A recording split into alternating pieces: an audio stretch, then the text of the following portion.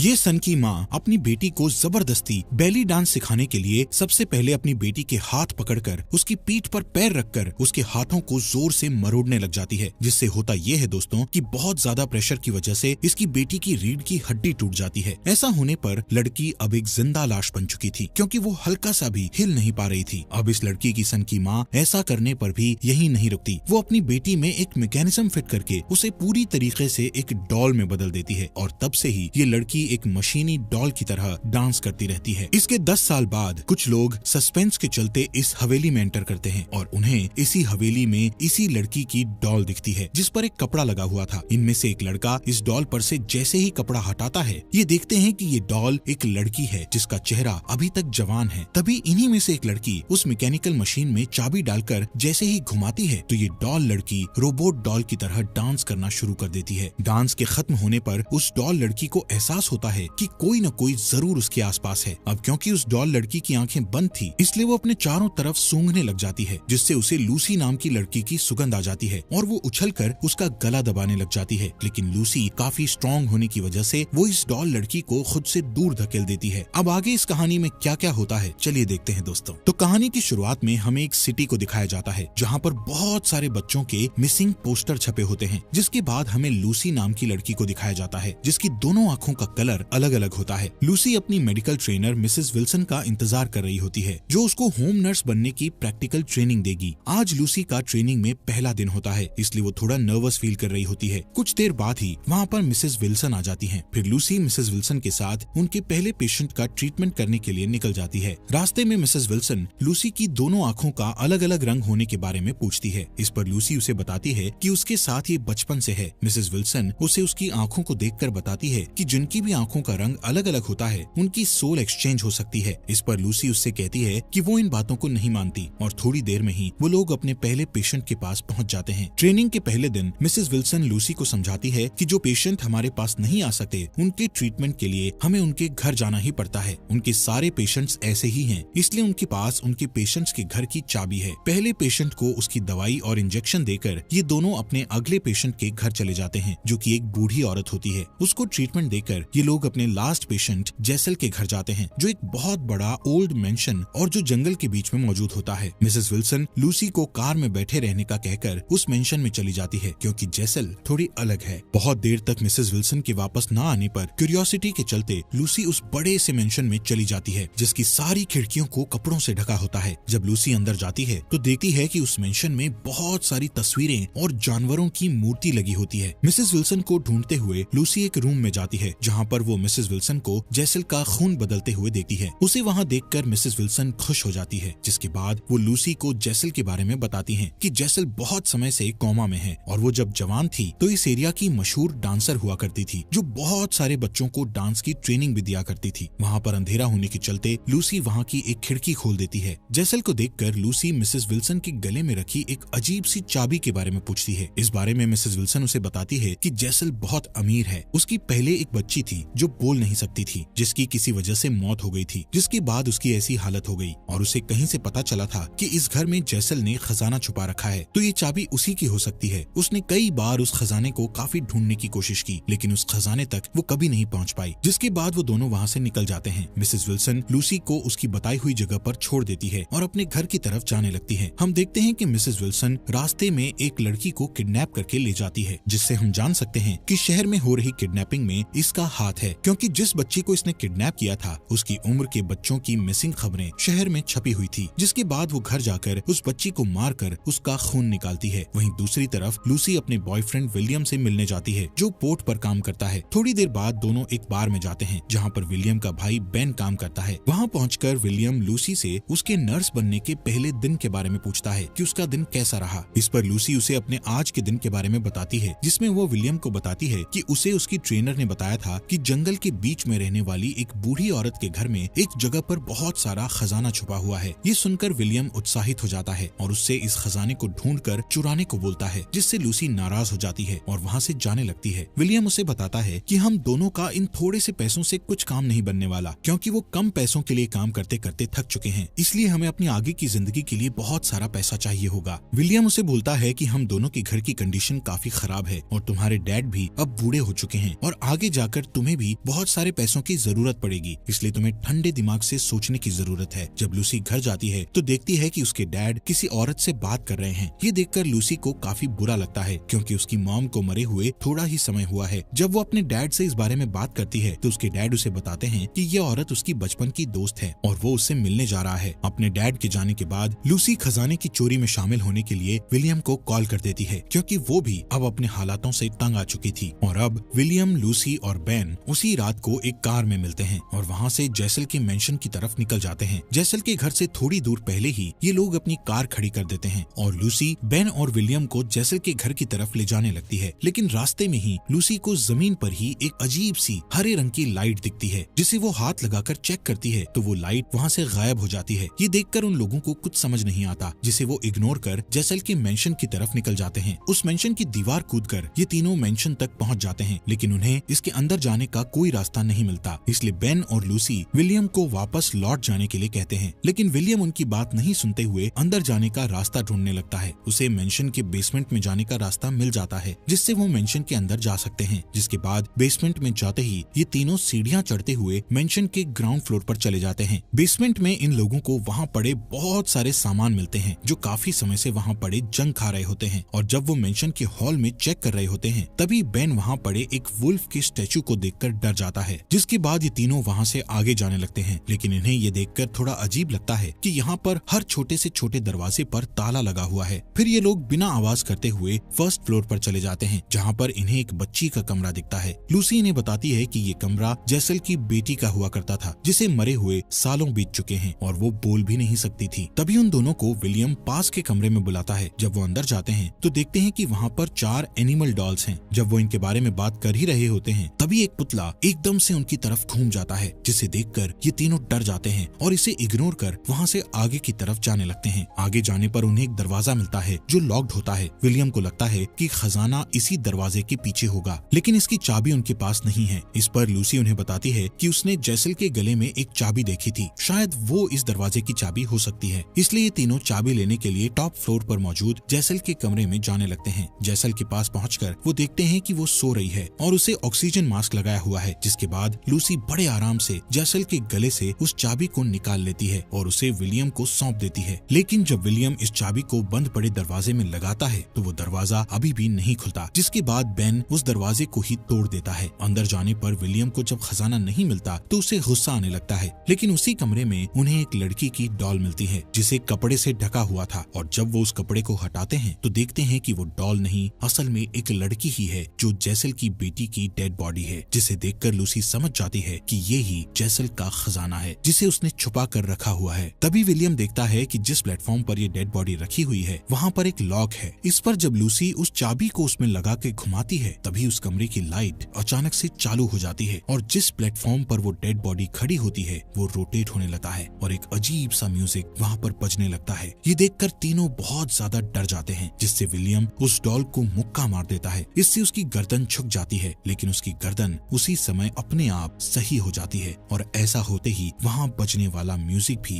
बंद हो जाता है और उस लड़की का भी घूमना बंद हो जाता है। तभी उस मेंशन में किसी के जोर जोर से चिल्लाने की आवाजें आने लगती है। ये देखकर तीनों वहाँ से भागने लगते हैं और बेसमेंट तक पहुँच जाते हैं। लेकिन वहाँ पहुँचकर ये लोग देखते हैं कि जिस बेसमेंट की खिड़की से ये लोग आए थे, उस खिड़की में अब लोहे की जाली लगी होती है, जो उनके आने पर नहीं थी। और अब उनके यहाँ से बाहर जाने का कोई भी रास्ता नहीं होता, क्योंकि यहाँ के सारे गेट और खिड़कियाँ पहले से ही लॉक्ड थे, जिनकी चाबी मिसेस विल्सन के पास है। तभी लूसी को ख्याल आता है कि वो सुबह जब मिसेस विल्सन के साथ यहाँ पर आई थी तो उसने जैसल के कमरे की एक खिड़की खोली थी, जिसे किसी ने बंद नहीं किया था, और वो खिड़की ही उनके यहाँ से बाहर निकलने का रास्ता है। क्योंकि लूसी के मुताबिक जैसल कोमा में है, जिससे उसका उस पर ध्यान नहीं जाएगा, इसलिए ये लोग जैसल के कमरे में पहुंच जाते हैं। लेकिन वो ये देखकर शॉक हो जाते हैं कि जैसल अपने बेड पर नहीं थी और उसके बेड पर खून ही खून पड़ा हुआ था। लेकिन विलियम और लूसी उस खिड़की की तरफ जाते हैं जिसे लूसी ने खोला था, लेकिन अब तो उस पर भी किसी ने लॉक लगा दिया था, इसलिए वो उसके ताले को तोड़ने लगते हैं। वहीं दूसरी तरफ बेन जैसल के ही कमरे में लगे मिरर को देखने लगता है और जब वो उस मिरर को गौर से देख रहा होता है तो वो अपने पीछे जैसल को पाता है। विलियम खिड़की के ताले को तोड़ देता है और जब वो बेन को बुलाता है तो वो नहीं आता। जब वो उसे देखने जाते हैं तो बेन वहाँ पर नहीं होता, इसलिए वो उसे ढूंढने लगते हैं। वहीं अब बेन खुद को एक कमरे में पाता है जहाँ पर बहुत सारे ऑपरेशन इक्विपमेंट रखे होते हैं। जब वो वहाँ से बाहर जाने का दरवाजा ढूंढता है तो घबरा जाता है क्योंकि उस कमरे में कोई भी गेट नहीं होता और फिर उसे छोटी बच्ची के खेलने की आवाज आती है जिससे वो और ज्यादा परेशान हो जाता है। और तभी वहाँ पर 3 लड़कियाँ डांस करते हुए आती हैं जो बेन के गले में चाकू मारकर उसे मार डालती हैं, जिसे देखकर हम ये अंदाजा लगा सकते हैं कि ये वही लड़कियाँ होंगी जिन्हें जेसल डांस सिखाया करती थी। उधर विलियम और लूसी बेन को पूरे मेंशन में ढूंढ रहे होते हैं। लूसी को एक नोट मिलता है जिसे पढ़कर उसे मालूम पड़ जाता है कि जेसल की बेटी का नाम एना है। और जब वो बेन को ढूंढते हुए कमरे में जाती है जहाँ पर बहुत सारी डॉल्स एक डाइनिंग टेबल पर बैठी होती हैं, लूसी वहाँ पर जैसे ही जाती है वैसे ही वहाँ मौजूद डॉल्स का फेस बड़ी तेजी से लूसी की तरफ हो जाता है और वहीं एक कुर्सी पर जेसल भी बैठी होती है जो लूसी को कंट्रोल कर अपने सामने बैठाकर उसके दोनों हाथों को पकड़ लेती है। और फिर जेसल उसे अपनी पास्ट लाइफ दिखाती है जहाँ पर जेसल अपने मेंशन में कुछ लड़कियों को डांस सिखा रही होती है, जिसमें से एक लड़की को जेसल डांस सही से न कर पाने के कारण भगा देती है। फिर वो लड़की जब अपने कपड़े बदल रही होती है तभी एना उसे कहीं ले जाने लगती है। थोड़ी देर बाद जेसल को उसी लड़की की जोरदार चीख सुनाई देती है, इसलिए वो अपनी बाकी की छात्राओं को घर जाने का बोलकर एना के पास जाती है जहाँ पर एना उस लड़की को मार के उसका खून पी रही होती है। ये देखकर जेसल उसे डांटती है कि जिसे हम नहीं जानते हम सिर्फ उसका ही खून पीते हैं। अपनी माँ से नाराज होकर एना वहाँ से मेंशन के बाहर सनलाइट में जाकर अपने आप ही लेविटेट होने लगती है जिससे उसकी त्वचा जलने लगती है और उसे ऐसा करते जेसल भी देख रही होती है। जेसल एना को गलती करने पर ये सजा दे रही है क्योंकि वो सिर्फ अनजाने लोगों का ही खून पी सकते हैं, जिससे हम ये समझ सकते हैं कि जेसल और एना वेम्पायर हैं और जिन 3 लड़कियों ने बेन को मारा था ये जेसल की ही छात्राएं हैं जिनका एना ने खून कर पिया था। ये लोग शहर से दूर जंगलों में छिप कर रहते हैं जो लोगों के लिए इंसान है लेकिन असल में वो हैवान है। इसके बाद लूसी प्रेजेंट में आ जाती है लेकिन अब उसके सामने जेसल नहीं होती। वहीं दूसरी तरफ जब विलियम यहाँ से बाहर निकलने के लिए एक ताला तोड़ रहा होता है तभी उसके सामने मुंह पर एक कपड़ा ढका हुआ बेन आता है जो पूरा खून से लथपथ है। जब विलियम उस पर से कपड़ा हटाता है तभी बेन उस पर हमला कर देता है और फिर उन दोनों में घमासान लड़ाई चलने लगती है। उनके लड़ने की आवाज लूसी भी सुन लेती है लेकिन वो कुछ नहीं कर सकती थी क्योंकि जिस कमरे में वो मौजूद है उसका गेट लॉक था। अपनी जान बचाने के लिए विलियम अपने भाई बेन को जो पहले ही मरा हुआ था उसे एक पास में ही पड़ी कैंची से उसके गले पर वार कर उसे मार डालता है और खुद को बचा लेता है। तभी वहाँ पर जेसल आकर उस पर हमला कर और उसका खून पीकर विलियम को मार डालती है, जिसके बाद लूसी वहाँ से भागते हुए एना तक पहुँच जाती है जिसकी नाक से खून बह रहा होता है, जिससे हमें पता चलता है कि एना अभी भी जिंदा है। और जब लूसी उस खून को साफ करती है तो एना उसे आगे की कहानी बताती है जिसमें जेसल एना को सनलाइट से लाने के बाद जबरदस्ती डांस की प्रैक्टिस करवाने लगती है। दरअसल एना इस मेंशन से और अपनी माँ से भागकर बहुत दूर जाना चाहती है क्योंकि जेसल उसे हमेशा अपने पास इसी मेंशन में रखना चाहती है, लेकिन एना को बाहर की दुनिया देखनी है। और डांस करते हुए जब जेसल एना को स्ट्रेचिंग करवा रही होती है तो उसमें एना की बैकबोन टूट जाती है जिससे एना अब चल फिर नहीं सकती है। और अब जब लूसी एना से पूछती है कि क्या तुम जिंदा हो तो एना उसी प्लेटफॉर्म पर घूमकर उसे अपना जवाब दे देती है। पर तभी एना लूसी का गला पकड़कर उस पर हमला कर देती है। खुद को बचाने के लिए लूसी एना को एक मुक्का मार के गिरा देती है और तभी वहाँ पर मिसेस विल्सन आ जाती हैं जो लूसी को बेहोश कर देती है। और जब लूसी की आंख खुलती है तो वो खुद को एक स्ट्रेचर पर पाती है जिसके पास में मिसेस विल्सन मौजूद होती हैं। ये वही कमरा है जहाँ पर कुछ लड़कियों ने बेन को मारा था। फिर मिसेस विल्सन उसे बताती हैं कि वो जब छोटी थी तो वो भी जेसल के पास डांस सीखने जाया करती थी और जब जेसल ने एना की गलती से बैकबोन तोड़ दी थी तब उसने ऐसा करते हुए देख लिया था। फिर जेसल ने एना की बैकबोन को उसके सामने जोड़ा भी था और तभी से वो जेसल के साथ है और उसका ध्यान और उसके लिए खून का इंतजाम